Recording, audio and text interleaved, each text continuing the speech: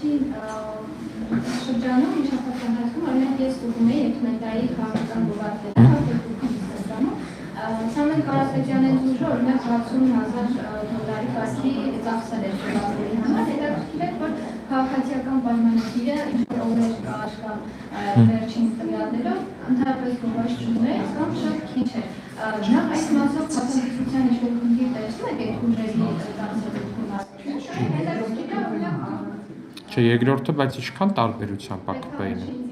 Մի 15-20 անգամ կա այդ տարբերությունը, կա։ Ու իդեպ, որ ասում են Սամվել Կարապետյանի ուժը, ռուսաստանցի օլիգարխի կամ Քոչարյանի սատարող մյուս ուժերի դեպքում, այստեղ պետք չի նայել մենակ կուսակցության էջը։ Այնտեղ նայեք ինչքան միլիոններ է ծախսվում հարակից էջերի վրա, նայեք ինչքան միլիոններ է ծախսվում առհասարակ բանի վրա, AI-ով այդ գեներացված կոնտենտի վրա, խոսքը այստեղ բանի բուն Սամվել Կարապետյանի ուղերձների մասին չի, դրանք էլ ակնհայտորեն բավականին թանկ են, նախ AI-ը տենց էժան չի ու անվճար չի էլի, որ դրանով տենց բան անեն, ու ակնհայտ է, որ Սամվել Կարապետյանից նման մի քանի նախադասություն հայերեն ասող պրոդուկտ ստանալու համար ակնհայտորեն շատ փող է ծախսվում, ես վստահեցնում եմ շատ փող է ծախսվում,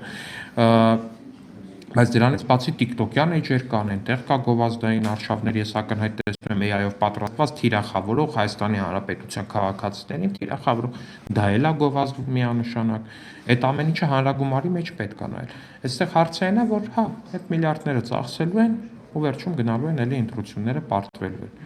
Չի ստացվելու իրանց այն պլանը, որ ձայները հավաքեն մարդկանց խաբելով այդ միլիոնները ծախսելով ու ձայները հավաքեն տանեն Քոչարյանին։ Չի ստացվելու այդ պլանը ու վերջ։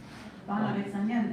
Նիկոլ Փաշինյան ազգային ժողովում մի այսպիսի հայտարարություն արեց, որը հետո այսօրերին անընդհատ քննարկվում է, ասում է 2021 թվականին մենք գիտակցաբար ժողովության գնացինք։ Ինչի մասին է խոսքը։ Դուք ինչ եք հասկացել, ինչ գիտակցված ժողովության մասին է խոսքը։ Ինձ թվում է գերակնհայտ է, թե ինչի մասին է խոսքը որպես այդպես։ Ես օրինակ չգիտեմ, ինչի մասին է։ Ինձ թվում է շատ ակնհայտ է, թե ինչի մասին է խոսքը։ Կբացեք բանը։ Չէ, ինձ թվում է շատ ակնհայտ է, ինձ թվում է մի հարմար առիթով վարչապետը հենց ինքը լավագույնս կբացի, ես ին վրա այդ պարտականությունը չպերցնեմ, որտեղ վստահ չեմ, որ հարազատները դատախազություն հայտարարություն են դիմել են շատ լավ, ես եկեք հասկացա ձեր հարցը, ես ձեր հարցը հասկացա, ասում շատ լավ, ես վստահ եմ, որ վարչապետը ինքն իր խոսքը բոլորից լավ կարա մեկնաբանի եւ ես չի որ դա պիտի անեմ ու պարոն Հարությունյանն է սպասում է ձեր թույլտվությամբ ես գնամ քվեարկեմ Հավանիչ տեսանյութը եւ բաժանորդագրվիչ նորությունները բաց չթողնելու համար